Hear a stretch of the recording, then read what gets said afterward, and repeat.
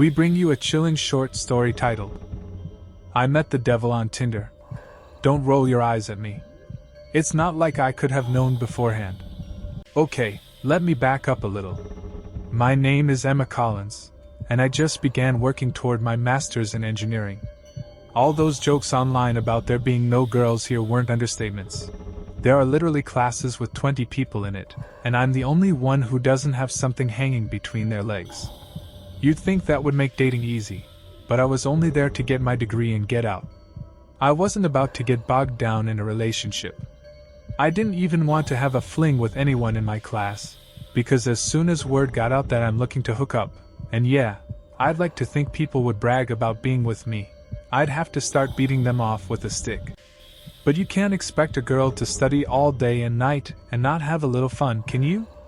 I tried Tinder just so people would flirt with me and I could brutally reject them and feel good about myself. Harmless fun, right?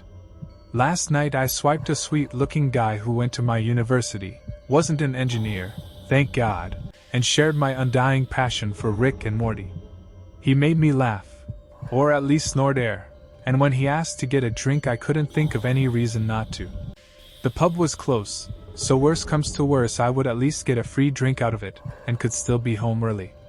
He texted to say he'd be a little late, but he was already there when I arrived. Same dude as the photo, that's a relief. He was even wearing the same clothes. Either he just set up his account today, or he wore the stuff from his photo so I'd recognize him. Either way, it didn't bother me as long as he wasn't some fedora-tipped whale. And damn was he charming.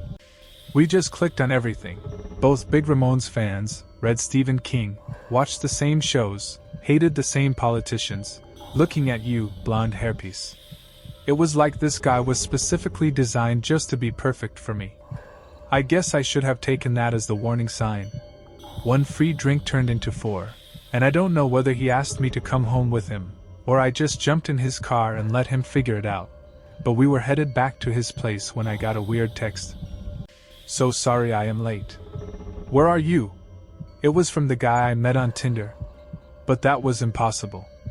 I was in his car right now. I figured it was just a bad connection which stopped it from coming through earlier, so I decided to text back so he could read it later and laugh. You missed your chance. I went home with your twin brother. Well, I thought it was funny anyway. Until he texted back again. Haha, I don't have a twin brother. Are you still at the pub? I looked between the phone and the driver. The car was dark, but it wasn't dark when I met him in the pub. He was the exact same person from the photos. The guy was pulling into his driveway now. He put his hand on my leg and smiled at me. I should have asked questions right there. I should have just got out of the car and run home. I should have done anything except what I actually did, which was kiss him. We went inside together and it was dark, but when he pushed me up against the wall, I didn't fight it. Not until the handcuffs clicked over my wrists. Okay, so we don't have all the same interests, but I was cool. I could roll with it. I strained against the restraints to kiss him again, and that's when he put the gag over my mouth. Now this was getting too much. I tried to pull away, but he forced me to the ground. There was a trapdoor leading down to a basement, and he let go of me to open it. I was able to roll over and look at him, but it wasn't the same person who had stood next to me a moment ago. His back was hunched, and he was moving with rapid lurching movements. His eyes were hollow like he hadn't slept in days, and his mouth was a thin, bloodless line. That couldn't have been the same mouth I'd just kissed. I tried to scream, but the gag muffled most of it. I tried to kick, but he just took it and shoved me through the trapdoor. I rolled down a ladder and hit the concrete ground hard. Like I could feel my bones rattling and blood in my mouth hard. Then the light above me disappeared. Was he just going to leave me here? But he hadn't left me. He was on my side of the door, climbing down the ladder toward me. Just play dead. Don't answer it. I don't know which was more frightening, the fact that I'd been kidnapped, or the fact that I wasn't the only one. I was too focused on myself at first to notice. But as the creature descended the ladder toward me, I saw them huddled against the wall. One woman was wearing a torn business suit, Her face was two pools of blood where her eyes used to be. One college girl my age. Her hands sealed tight in constant prayer from a nail which pierced them together. One little boy, this one couldn't be more than 12, sitting against the wall with his knees pulled up to cover his face. Don't even make a sound. Whatever you do, don't reply to him, the professional woman said. I nodded my head to show recognition and lay still where I had fallen. It was hard to control my breathing while I heard his feet approach. What would he do if he thought I was dead? It couldn't be worse than what he'd already done to the living girls, right? Th thump. Th thump. Th thump, the voice above me drawled. It was still my date's voice. I can hear your heart singing for me. How does someone even know how to react in this situation? I tried to think of every crime show about psychopaths I had ever seen. What did the victims usually do to escape? But they didn't escape most of the time, did they? That's why the psychopaths became famous. Because there were so many who didn't escape. I bit my tongue to keep myself from screaming. Look at me when I'm talking to you, the voice continued, but it was deeper now. Was he continuing to change? Was it still a man, or something else standing over me now? I couldn't help myself. He already knew I was alive, and I had to look. I pulled myself up to my knees and stared into his face.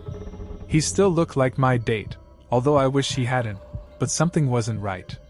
It was like seeing a photograph of someone, only the photo is 50 years old taken on an antique camera. Those eyes were still kind, even though they looked wearier now, and I could remember what the smile looked like on his tightly pressed mouth. Why are you doing this? I asked. The college girl groaned. Their strategy didn't work for them, so why would I just surrender to the torture? If there was a way out, I was going to find it. And if there wasn't, well, at least I'll have tried. But I'm not doing this, my date replied.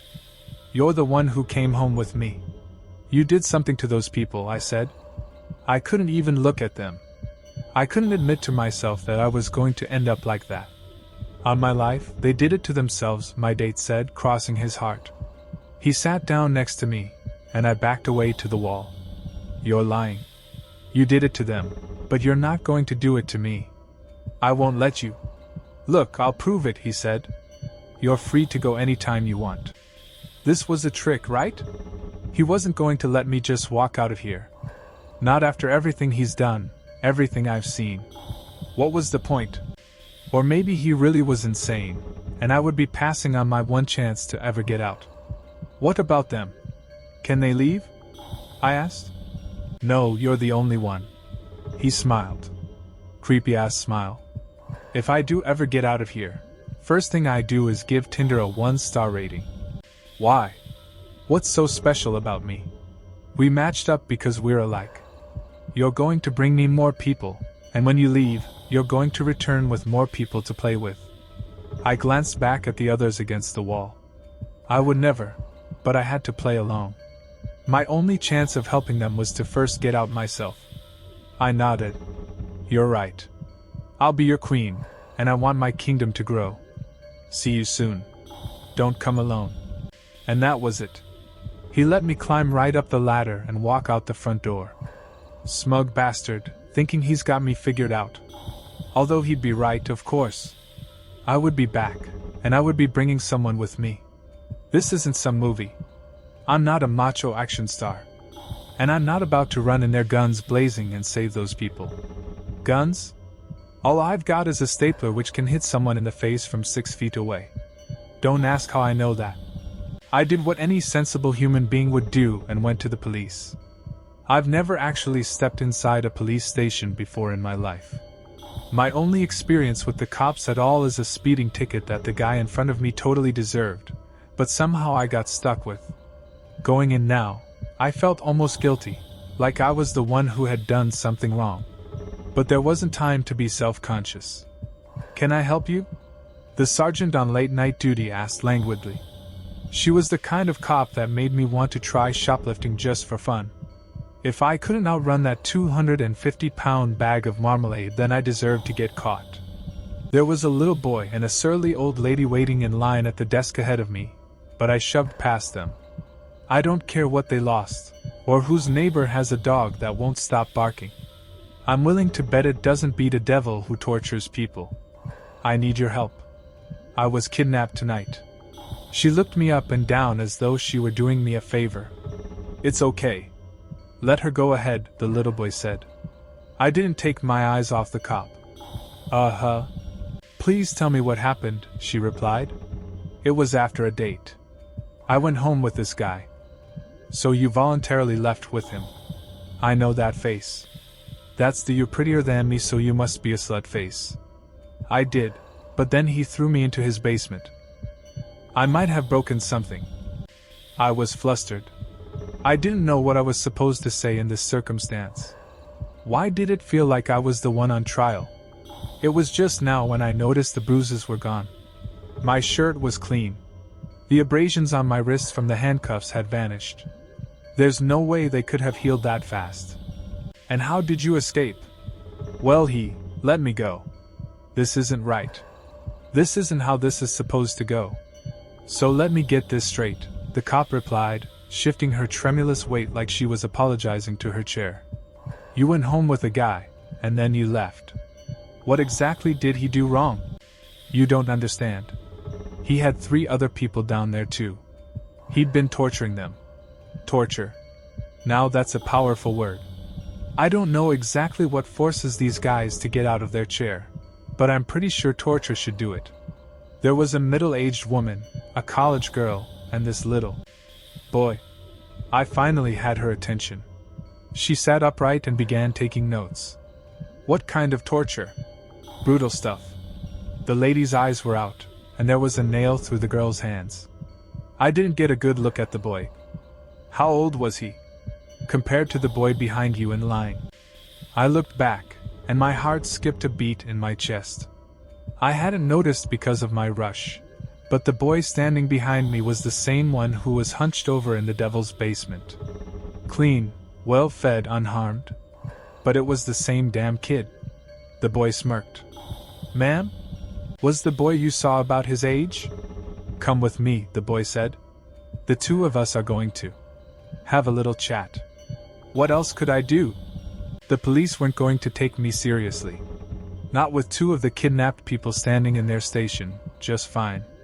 I don't know what kind of sick game I found myself in, but when the boy walked out the door, I followed. I'm not going to lie. I was getting close to tears at this point. It felt like when you were a child, trying to convince your mother of the monster under your bed. And as much as she tried to play along, you could tell she didn't believe you. She was just dying to get back to sleep and leave you alone with it. The helpless frustration of knowing something is out there, but being utterly helpless to do anything about it. The only difference is that my devil is real, and he was going to kill those people if I couldn't stop him. The only question is, why had he let the little boy go? Or me for that matter? The boy was walking quickly. He kept looking over his shoulder at me to make sure I was following, looking at me with wide, terrified eyes. Now he was running. I chased him out of the station and straight across the street. A pickup screeched to a halt and blared its horn, and I dashed in front too. Screw you too, dude. I wasn't about to let my only explanation get away from me. The little boy ducked under the guardrail on the side of the road and began sprinting down the grassy slope on the other side. He actually looked like he was trying to get away from me now. Shit, if anyone saw us, it would look like I was the one trying to kidnap him.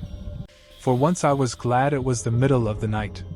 He slid down the rest of the hill and darted into a concrete drain pipe. I was finally gaining on him, and before he made it out the other side, I managed to wrap my arms around his waist and hold him still. It was dark in here. The streetlights didn't reach this far down. All I could see was the terrified little boy and the concrete around us. Let go of me. Let me out, he screamed. What are you talking about? You're the one who told me to follow. No, I didn't. Let me go. Do you promise not to run away? How could I? The door is locked, so let me go. The door? What door? I let him go, and he collapsed to the ground. He crawled over to the wall and pressed himself there, glaring fierce little daggers at me. Tell me how you got out, I demanded. I took a step toward him, but stopped when he crawled farther along the wall.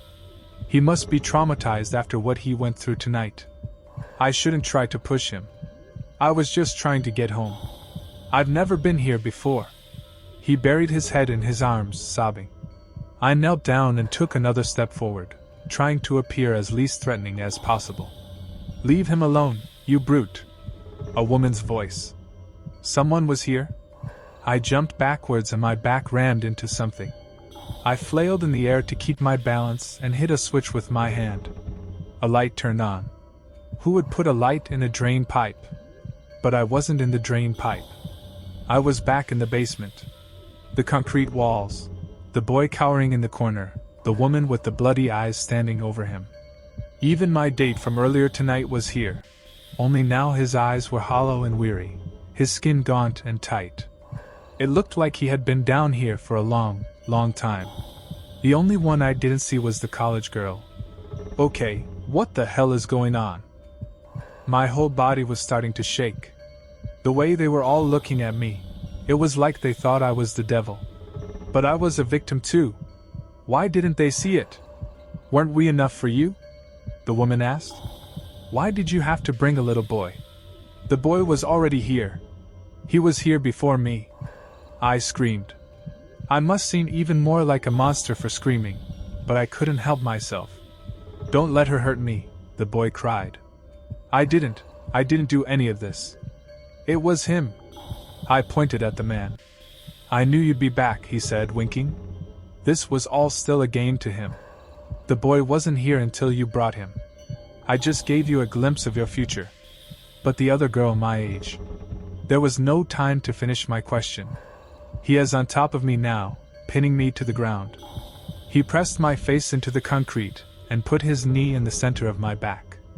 I screamed as he pulled my arms behind me, then the searing pain in my hands. I couldn't see what was going on, but it was easy enough to imagine the nails sealing them together. I had already seen what was going to happen. I just didn't know it would be happening to me. I got out 3 more times since then. The first time he let me go, I was free for about an hour. I hitchhiked and drove as far from town as I could get. It wasn't until we stopped that I realized my driver was wearing a mask, that he was the same devil I met on Tinder. We were back at his house, and he dragged me back down into the basement. The second time I escaped while he was sleeping. The door was unlocked, which seemed too easy to be real. I was right. I went to the hospital to get the nail out of my hands. I told them not to put me under, but they insisted on using anesthesia during the surgery. When I woke up, I was back in the basement. The nail was gone, but it looked like it was roughly pulled and I didn't have any bandages, so I'm not sure if I ever really made it outside. This time I stayed in the house. I went upstairs and found a phone and a computer. I tried calling the police again, but the line didn't go through. Now that the nail is out, I'm able to write this to have some record of what is going on. I don't know if this is real or not, but I want to have something I can check to see if I ever got out of that room at all. I don't know exactly where I am, somewhere in the Houston suburbs. He's going to come for me again soon, and I'm going to wake up back in the basement. He says he'll let me out again if I return with more people, but I know I'll only end up back here with them. Right now I'm strong enough to resist, but sooner or later I'm going to break and do what he says. I don't know how to warn you, but I just want you to know, if you meet someone online and he seems too good to be true, then he probably is.